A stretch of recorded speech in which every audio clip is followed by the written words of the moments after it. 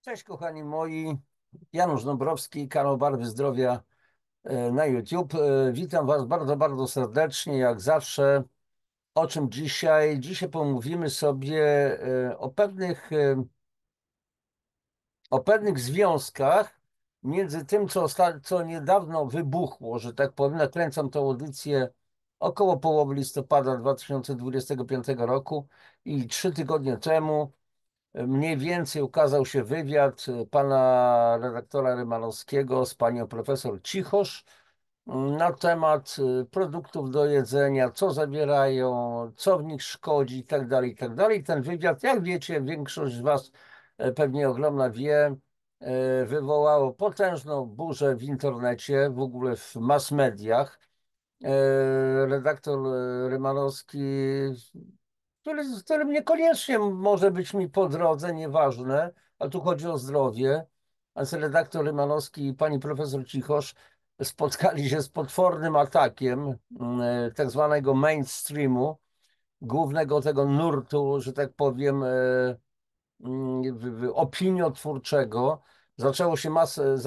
Zaczęli się wypowiadać dziennikarze na ten temat, że Rymanowski to powinien w ogóle kontrolować tę rozmowę, przywoływać do porządku profesor Cichosz, kontrolować ją, ewentualnie kanalizować tą całą dyskusję, więc ja oczywiście też bardzo dużo komentarzy zamieściłem na różnych portalach, między innymi tego typu. Aha, to znaczy, po co dziennikarz w ogóle ma zapraszać kogoś, kto się zna na rzeczy, który być może się myli, oczywiście, ale tak, pani profesor Cichosz przepracowała w swoim zawodzie ponad 50 lat, jest autentyczną znawczynią tematu.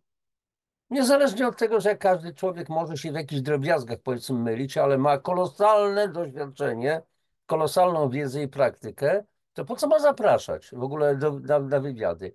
A jeżeli dziennikarz się zna, bo musi się znać, żeby kontrolować i kontrolować swojego gościa, no to w takim razie po co ma zapraszać i tak dalej. Więc to były takie głupie, obelżywe często jakieś wypowiedzi tych nawet dziennikarzy, których darzyłem do tej pory ogromnym szacunkiem za to, co robią, za jakąś taką uczciwość ewentualnie dziennikarską i tak dalej. Tu się okazało, że wystarczy wrzucić jakiś inny temat, no bo żywność, jedzenie,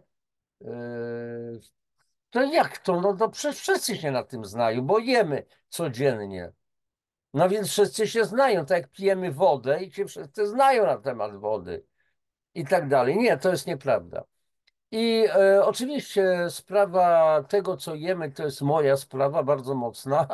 Oczywiście każdego z was, kochani. Natomiast mówię moja, dlatego że ja od grubo ponad 25 lat, to jest koniec lat 90. ubiegłego wieku, zajmuję się, powiedzmy, profilaktyką zdrowotną. To jest moja pasja, mój konik.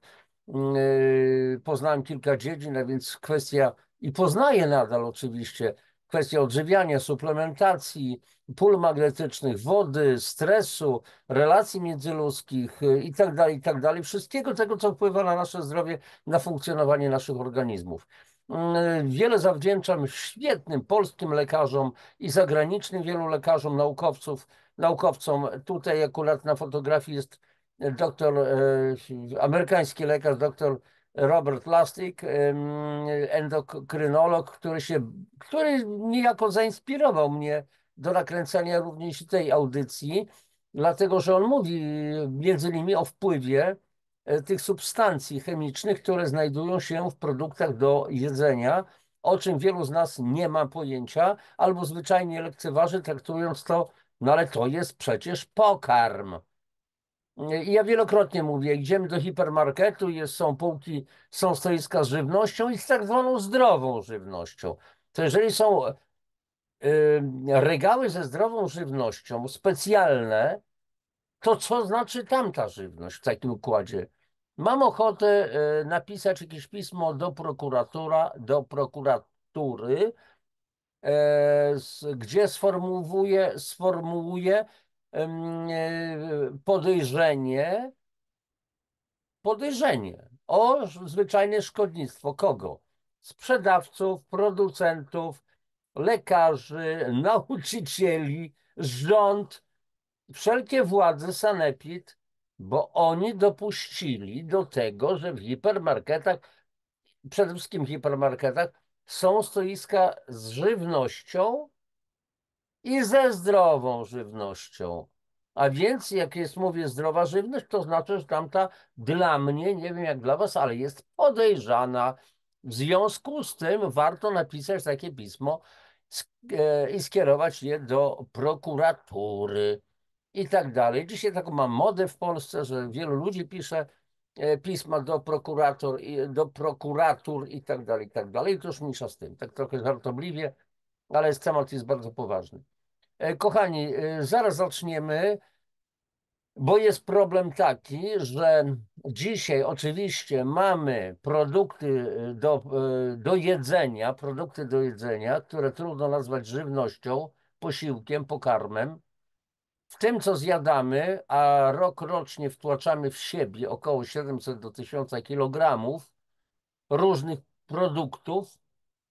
Jak przeliczymy 1000, jak to niemożliwe. No to podzielimy te 1000, maksymalnie te 1000 na 365 dni, no to wyjdzie, ile codziennie po prostu wtłaczamy w siebie. Nie mam na myśli tylko takich typowych produktów w rodzaju kotleta ziemniaków, ale każda kawusia, każda herbatka, każdy soczek i tak dalej, to są również produkty do jedzenia. To nie jest woda, pomimo tego, że to są płyny, ale należy je traktować jako produkt do jedzenia, przepraszam. I tylko tyle. I wyjdzie. I w tej całej masie dzisiaj mówi się o tym, jeszcze powiedzmy 20 lat temu mówiło się 15, że w tej całej masie jest około 6-8 kg różnych dodatków. Dzisiaj mówi się 8 do 12 kg różnych dodatków. Czego? Pestycydów, konserwantów, barwników, pulchniaczy, polepszaczy, mikro-nanoplastiku, radionuklidów i tak dalej, i tak dalej. Tego jest cała masa. Tego jest cała masa. I to często zostaje w naszych organizmach, no i robi to, co robi. Zresztą ja na naszym kanale o tym bardzo wyraźnie mówię. I dzisiaj będziemy o tym mówić również. I teraz tak.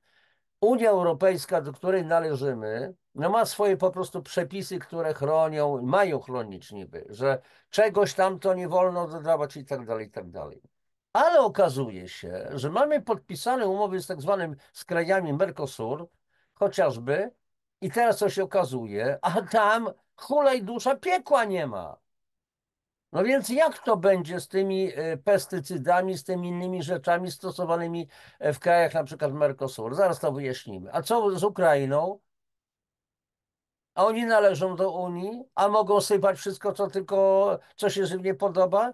I produkty ukraińskie. Nie chodzi o to, że ja mam przeciwko coś Ukrainie czy Ukraińcom, tak jak nie mam nic przeciwko Brazylijczykom i tak dalej, ale mam to, że jeżeli na nasz rynek mają być sprowadzane produkty zanieczyszczone, brudne po prostu, to wtedy już coś mam. I ze względu na nację. I mam również coś przeciwko polskim, również rolnikom, mówię to otwarcie, nawet jeżeli się narażę, bo leją pola Roundupem na przykład, stosują glifosat czy też nie, stosują herbicydy, ale się nie da inaczej. A guzik prawda, a właśnie, że się da. A właśnie, że się da. I koniec, kropka. Więc tutaj no way po prostu, bo tu chodzi o nasze życie, nasze zdrowie. Wiem, że jestem radykalny, ale ludzie, no kochani, tak znaczy tak, nie znaczy nie. Nie można być częściowo w ciąży, że tak powiem, albo no i, no i jestem trochę chory, to znaczy jestem trochę niezdrowy? No bzdura, albo jestem zdrowy, albo nie. 1/10 jakichś niedomagań, które na przykład są we mnie, świadczy o tym, że nie jestem zdrowy i koniec, kropka. Jajeczko nie może być tylko częściowo nieświeże i wszystko. Teraz, kochani, udostępnię ekran i najpierw powiedzmy sobie w ogóle, kochani, co to jest ten cały Mercosur i tak dalej, i tak dalej. Wiadomo, że w mass mediach o tym się mówi, w telewizji i tak, ale nie każdy akurat, powiedzmy, musi wiedzieć wszystko, więc krótko. Mercosur, jak widzicie, Wikipedia, Mercado Común del Sur, więc to jest międzynarodowa organizacja gospodarcza powołana jeszcze w 1991 roku traktatem z Asunción w Paragwaju. To jest wspólny rynek południa. Pełni członkowie to dzisiaj jest Argentyna, Boliwia, Brazylia, Paragwaj, Urugwaj, Wenezuela, która jest zawieszona od 2016 roku.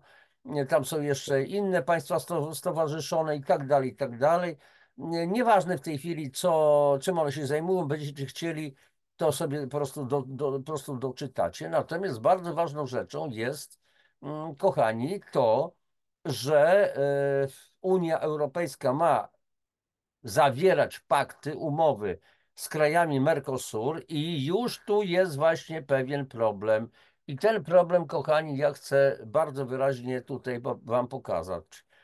Pestycydy w Mercosur i UE chronią dzieci. Okazuje się, że pestycydy od lat zakazane w Unii Europejskiej są masowo stosowane w rolnictwie krajów Mercosur, między innymi Brazylii i Argentyny. I teraz popatrzcie. Pestycydy Mercosur i UE, czyli Unii Europejskiej. Unia Europejska i kraje Mercosur, głównie Brazylia, Argentyna, Paragwaj, Urugwaj, posiadają fundamentalnie różne podejścia do stosowania pestycydów w rolnictwie. Regulacje unijne są znacznie bardziej restrykcyjne i opierają się na tak zwanej zasadzie ostrożności. To oznacza, że substancja może zostać zakazana, jeśli istnieje nawet naukowe podejrzenie jej szkodliwości. W Mercosur dominuje podejście bardziej zorientowane na produkcję, gdzie często wymaga się jednoznacznych dowodów na szkodliwość, aby wycofać dany środek. To prowadzi do sytuacji, w której wiele substancji chemicznych zakazanych w Europie od lat jest powszechnie stosowanych w Ameryce Południowej. No właśnie, pestycydy w żywności z Mercosur, poison, trucizna, chroń dzieci. Podejście Unii stawia na pierwszym miejscu ochronę zdrowia konsumentów, środowiska. Też na ten temat można byłoby coś mówić. No ale niech będzie. Każda substancja czynna, zanim zostanie dopuszczona do użytku, przechodzi wieloletni, rygorystyczny proces oceny przez Europejski Urząd do Spraw Bezpieczeństwa, EFSA. Przepraszam, ale nie mogę się powstrzymać od dygresji, bo jeżeli podobnie, na podobnych zasadach szczepionki były badane wiele lat przed wprowadzeniem na rynek, te szczepionki antykowidowe, to słuchajcie, nie wierzę. Jeśli pojawią się uzasadnione obawy co do jej wpływu na zdrowie ludzkie, na przykład potencjalne działanie rakotwórcze, zaburzenie gospodarki hormonalnej lub środowisko, na przykład szkodliwość dla pszczół, substancja nie otrzymuje zgody lub jest wycofywana z rynku. Strategia od pola do stołu dodatkowo zakłada ambitny cel redukcji stosowania pestycydów o 50% do 2030 roku. Brawo, Unia! Dobrze, niech będzie. Mercosur, podejście produkcyjne. W krajach Mercosur, będących potęgami w produkcji soi, jakiej soi? Zwykłej soi, czy soi GMO? Kukurydzy, jakiej kukurydzy? Zwykłej kukurydzy, czy kukurydzy GMO? Wołowiny i owoców cytrusowych priorytetem jest maksymalizacja plonów i konkurencyjność na rynkach światowych. Regulacje są często mniej restrykcyjne, a proces zatwierdzania pestycydów jest szybszy. Duży wpływ na prawodawstwo ma lobby agrobiznesu. Dlatego Puszcza Amazońska w Brazylii jest wycinana, niszczona, płuca planety produkujące tlen są niszczone. Po co?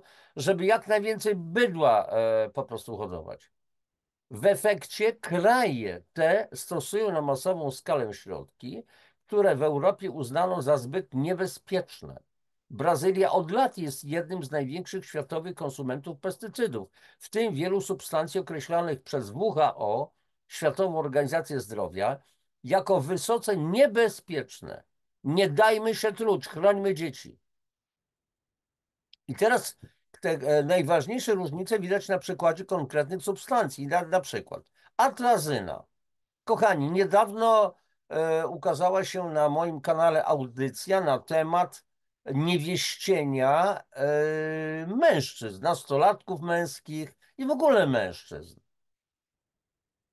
Wskutek czego? Wskutek różnego rodzaju tak zwanych ksenoestrogenów. I ja mówiłem tam między innymi na temat atrazyny. Atrazyna, herbicyd zakazany w Unii w 2004 roku z powodu masowego zanieczyszczania wód gruntowych i potencjalnego wpływu na układ hormonalny. Jest powszechnie stosowany w uprawach kukurydzy w Brazylii i Argentynie. Neonikotynoidy, grupa insektycydów, to znaczy środków zwalczających owady. W dużej mierze zakazana do stosowania na otwartym polu w Unii z powodu udowodnionej szkodliwości dla pszczół i innych zapylaczy. W krajach Mercosur są one nadal szeroko stosowane do ochrony upraw soi, cytrusów czy bawełny. Parakład.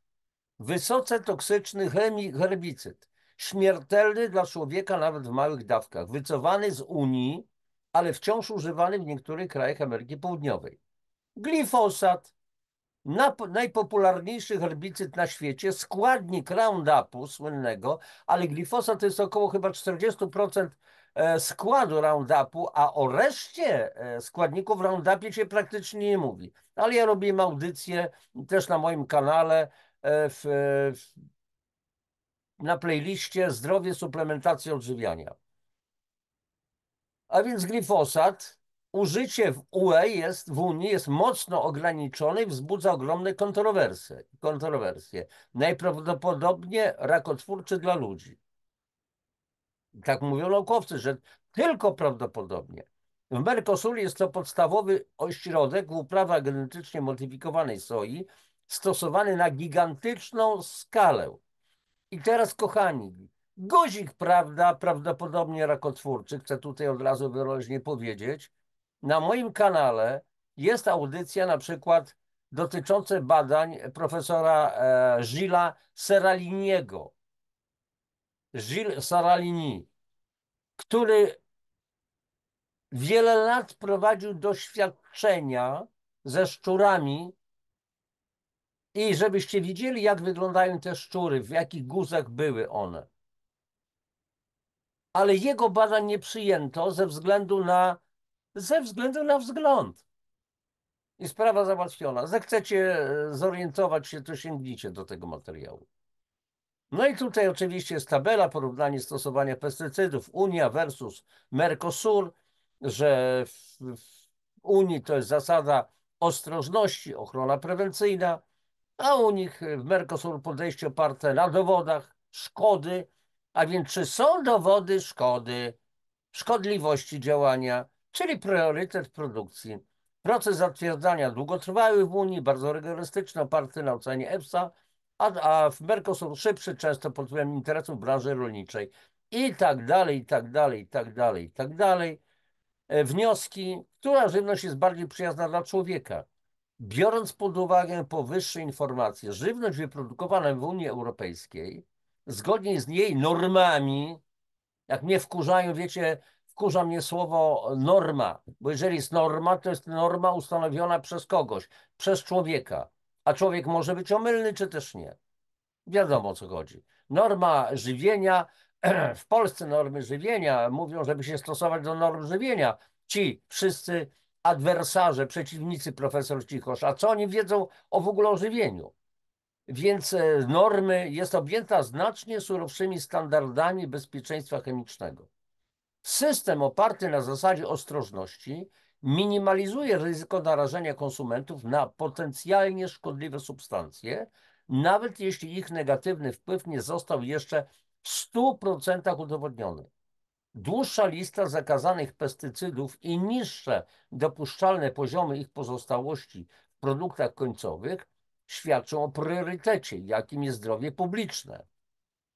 Należy jednak pamiętać o ważnym fakcie. Każdy produkt rolny importowany z krajów Mercosur na teren Unii Europejskiej musi spełniać unijne normy dotyczące maksymalnych poziomów pozostałości. Oznacza to, że importowane owoce czy warzywa na sklepowej półce w Polsce nie mogą zawierać więcej pestycydów niż jest to dozwolone dla produktów unijnych. Zobaczymy, jak to wygląda w praktyce. Zaraz, jeszcze za chwileczkę.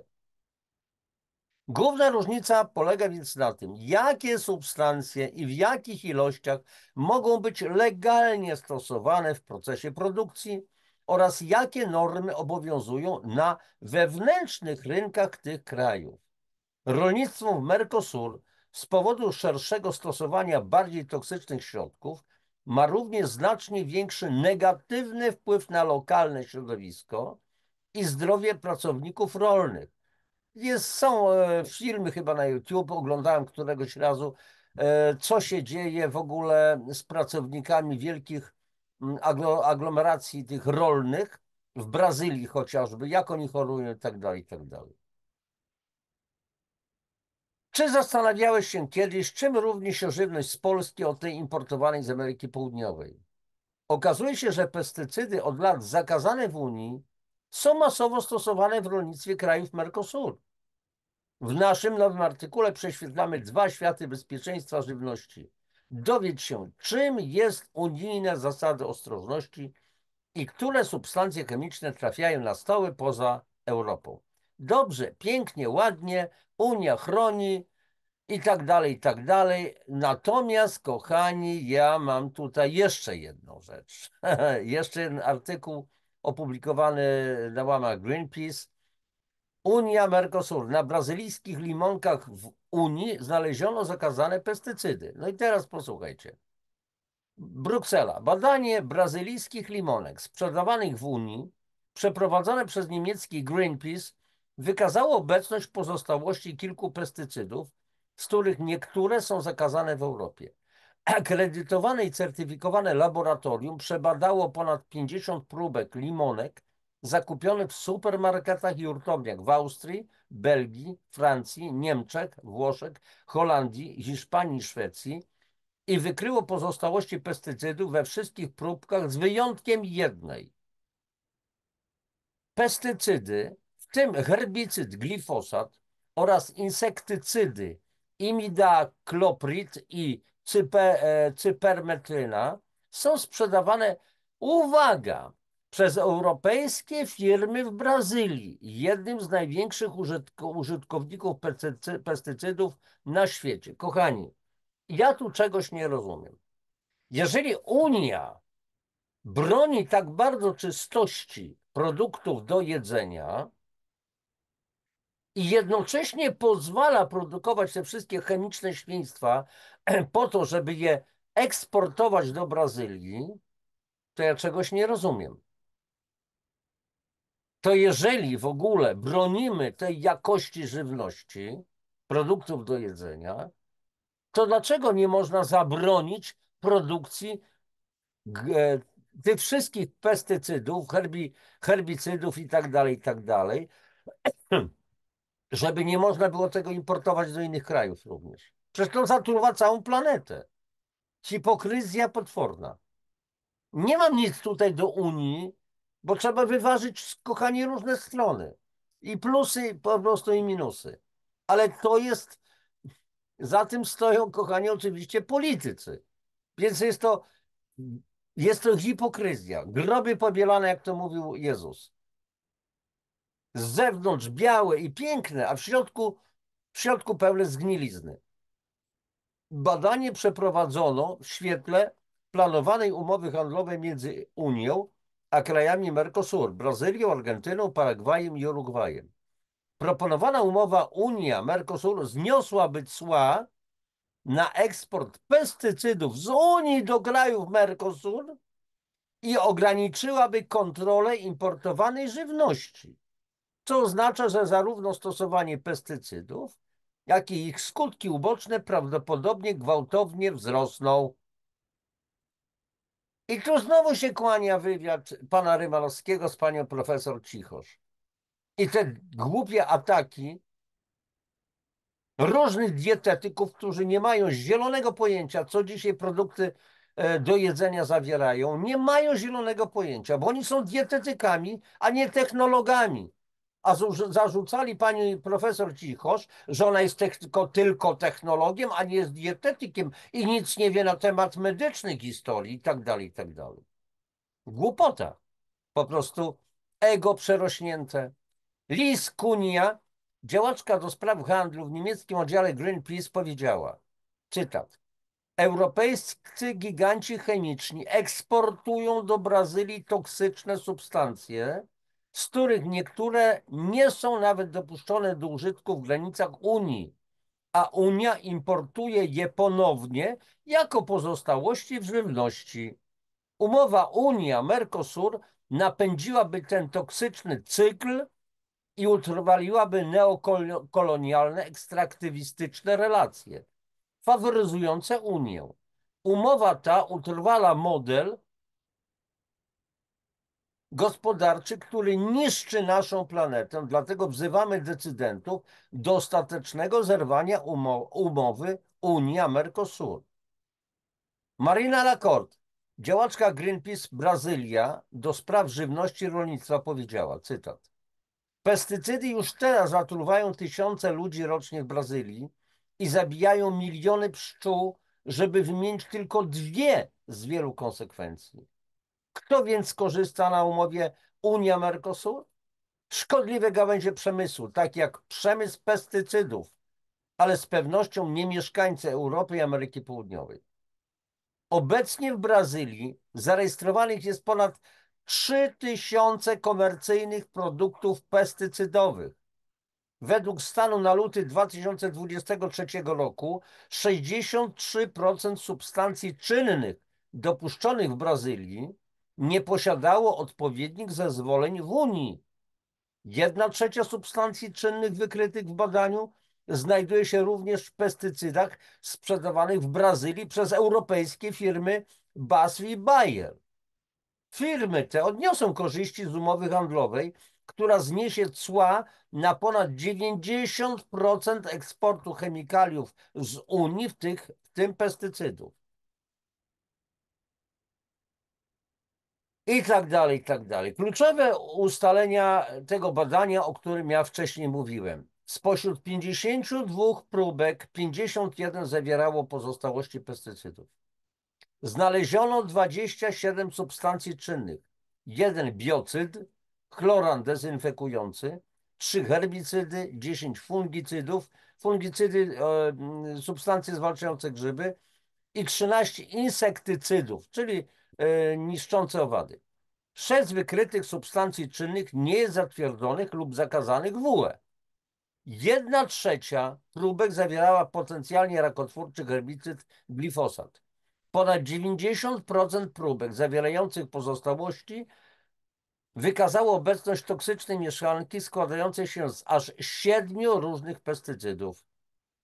Ponad połowa znalezionych pestycydów jest uważana za wysoce niebezpieczne, ponieważ stanowią duże ryzyko dla zdrowia ludzi, zwierząt lub środowiska. I to byłoby na tyle. Kochani, zatrzymuję udostępnienia. I tak to jest, kochani. Czyli jeszcze raz powtarzam, hipokryzja, wszystko dla keszu, gadek szmatek, gadki szmatki na temat klimatu, ocieplenia planety i tak dalej. Zbierają się, kochani, jakieś ciała wielkie, politycy organizują jakieś konferencje, zbierają się w jakichś ośrodkach i tam oczywiście docierają, płyną przez 2 tygodnie na statkach, pociągami i tak dalej, i tak dalej. Zgadza się? Nie, wiadomo, że nie. Lecą samolotami. I nie patrzą wówczas na to, ile tego paliwa się traci, ile tych tlenków azotu, tlenków węgla się wytwarza. I ja to rozumiem. No bo dzisiaj trudno nie latać samolotem. Jeżeli miałbym ewentualnie z mojego Podlasia udać się z wykładami na przykład do Anglii, do UK, to nie będę ewentualnie jechał samochodem, później przez kanał, ewentualnie tym po prostu tą rurą, tunelem i tak dalej. Tylko jadę do Warszawy ewentualnie albo do Lublina i lecę, wsiadam w samolot i lecę. Takie są dzisiaj realia, taka jest prawda. Natomiast wiecie, ja jestem bardzo czuły na wszelki rodzaj hipokryzji, bo to jest po prostu obłuda pewna. Stańmy w prawdzie. Powiedzmy, ludzie kochani, niestety dodajemy, bo inaczej nie wykarmimy was, że jeżeli mielibyśmy postawić na produkcję eko, to będą te produkty bardzo drogie wówczas, znaczy bardzo, na przykład dwu lub trzykrotnie droższe i sprawa załatwiona. Te produkty do jedzenia.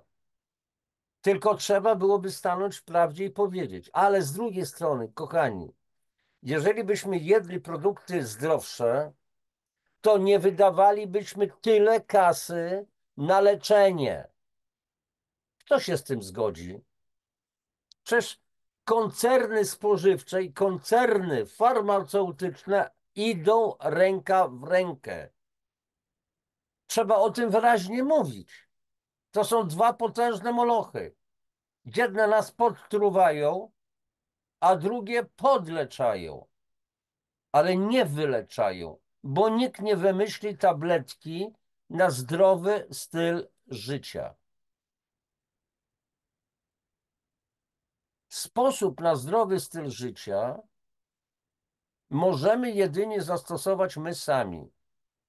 Czytając etykiety, ale najpierw, kochani, trzeba mieć wiedzę, trzeba, żeby nasza świadomość prozdrowotna rosła, żebyśmy zaczęli decydować własnym portfelem, co kupimy, a czego nie kupimy i ewentualnie gdzie kupimy.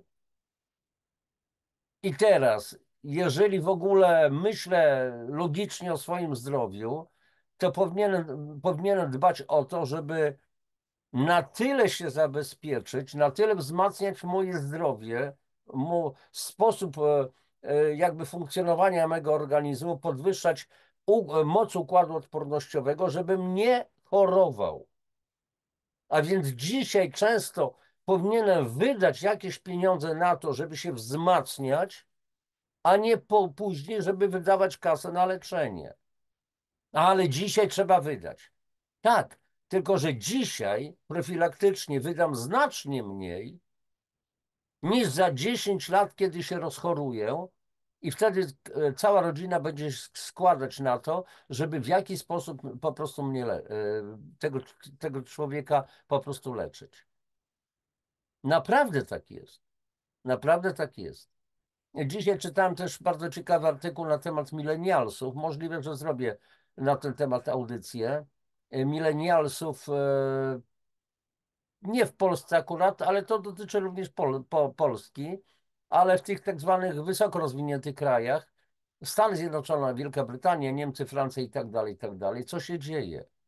Ludzie mający 30 parę, 40 lat, kochani, zaczynają potwornie chorować. To są raki, turboraki, to są choroby jelit, a więc choroba leśniowskiego krona i tak dalej, i tak dalej.